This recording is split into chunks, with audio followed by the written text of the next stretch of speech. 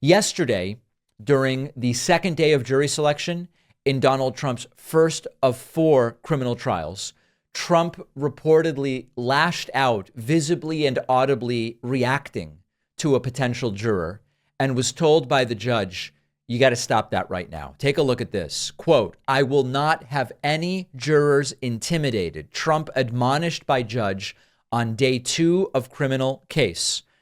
Judge Juan Merchan slammed Trump for his audible remarks and gestures towards a potential juror. It's like a baby in the courtroom, a nearly 80-year-old baby in the courtroom. Take a look at this from The Independent. The Manhattan judge presiding over Trump's hush money trial slammed the former president for audibly commenting about a juror and gesticulating towards her. Quote, "I won't tolerate it. I will not have any jurors intimidated in this courtroom," said an incensed New York Justice Juan Merchan. "I want to make that crystal clear." The former president's legal team, after questioning a first round of potential jurors, asked to speak with one potential juror who appeared to post a video on social media showing New Yorkers celebrating. Trump's defense lawyer, Todd Blanche, said it appeared to be anti-Trump. She said, meaning the juror, she said, regardless of her political views or allegations about them, she affirmed she would remain a fair and impartial juror if brought onto the case. After she left the room, the judge lambasted the former president, sitting behind his attorneys as a criminal defendant, for his audible comments and for gesticulating towards the juror.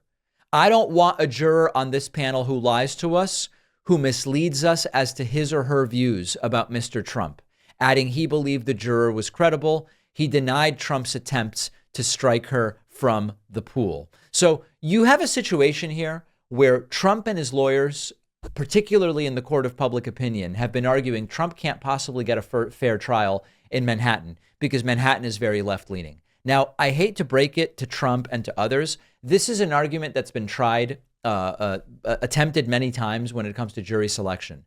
If you look at a very red state like Utah, or you look at a very blue state like New York or like Massachusetts, you still have tons of people that are of the opposite or non-traditional, what we might say for that state, political view. In Utah, you still have many, many, many Democratic voters, more than enough to assemble a jury of 6 or 12 people. In Massachusetts, I think something like 35 or 40% of the state still voted for Donald Trump. And really what you want is not people that are biased one way or the other, but individuals who are going to come to trial with an open mind, make a decision based only on the evidence and not bringing personal biases into it. So the idea that because one state or city or borough has 60, 70, or 80% individuals on one political side, that you can't get 6 or 12 individuals to be impartial and appropriate jurors is laughable. The reason that this case is being tried in New York and in Manhattan is because that's where the alleged crimes took place. Now, later on in the show, we're going to hear from Alina Habba, who is insisting that there's a political motivation behind the trial being in Manhattan. Of course, it just so happens that that's where the crimes took place, that's where they were investigated, and that's where they are being tried. This is a very common thing. Good for the judge for making it clear to Trump that he can't behave in this way, Trump behaving like the petulant child that he is. The question becomes, is Trump going to continue this behavior? And if he does, is the judge really going to have the whatever, call it what you want, the audacity, the strength, the presence of mind, the determination to hold Trump accountable in the way that any other criminal defendant would be held accountable? That's what remains to be seen. Breaking a deeply ingrained habit is one of the toughest things to do.